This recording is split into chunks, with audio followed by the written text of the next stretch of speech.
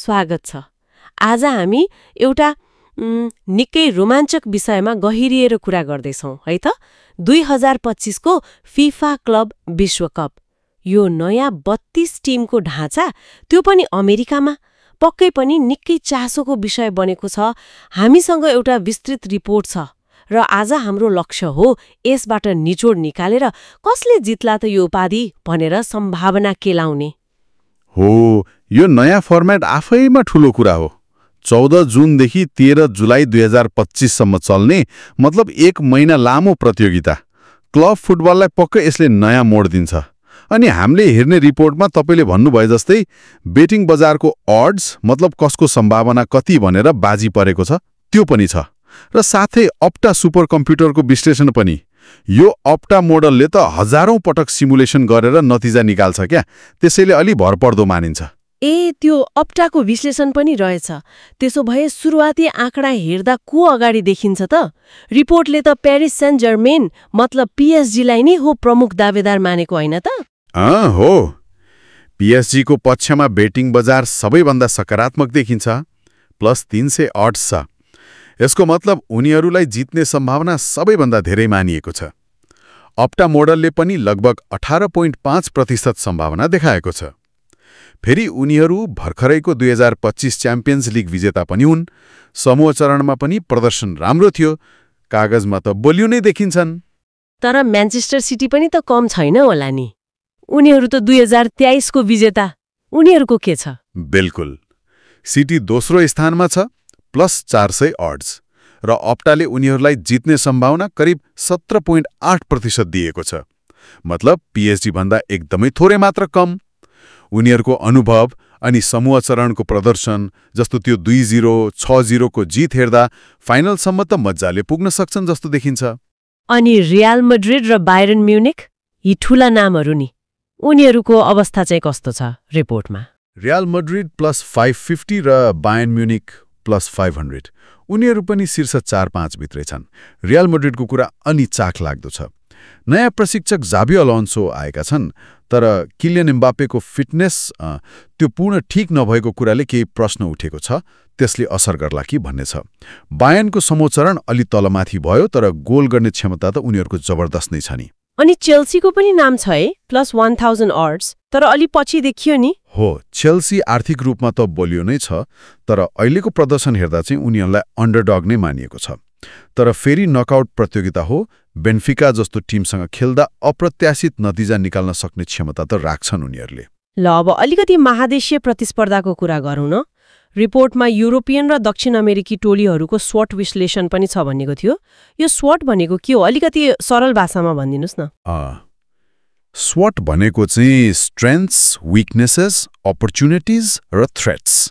मतलब टिमको सबल पक्ष, कमजोर पक्ष, अवसर र चुनौतीहरू के छन् भनेर हेर्ने हो। रिपोर्ट अनुसार युरोपियन क्लबहरू जस्तै पीएसजी, सिटी, रियल, बायर्न, उनीहरूको शक्ति भनेको त अब उच्च प्राविधिक क्षमता, विश्वस्तरीय खेलाडी, अनुभव भइहाल्यो। तर कमजोरी चाहिँ के हुन सक्छ भने युरोपको लामो सिजन खेलेर आउँदा थकान, खेलाडीहरू थकित हुन सक्छन्। ए हो है, यो थकानको कुरा त निकै महत्त्वपूर्ण हुन सक्छ। लामो प्रतियोगिता छ।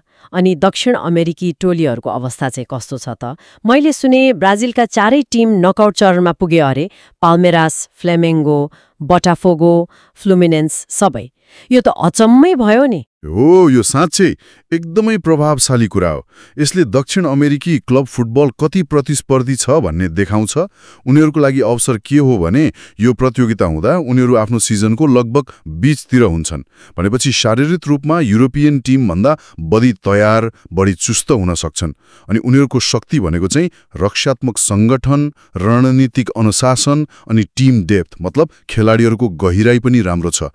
गोल पावर र्याङ्किङमा पनि यी टिमहरू टप 10 भित्रै छन्। त्यसो भए यो शारीरिक चुस्तता र रणनीतिक बलले युरोपियन स्टार पावरलाई टक्कर दिन सक्ला त? के भन्छ रिपोर्टले? यो नै प्रतियोगिताको सबैभन्दा रोचक पक्ष बन्न सक्छ जस्तो लाग्छ मलाई। ब्राजिलियन टोलीहरूलाई रिपोर्टले डार्क हर्स भनेको छ, मतलब उनीहरू अप्रत्याशित रूपमा बलियो दावेदार बनेर आउन सक्छन्।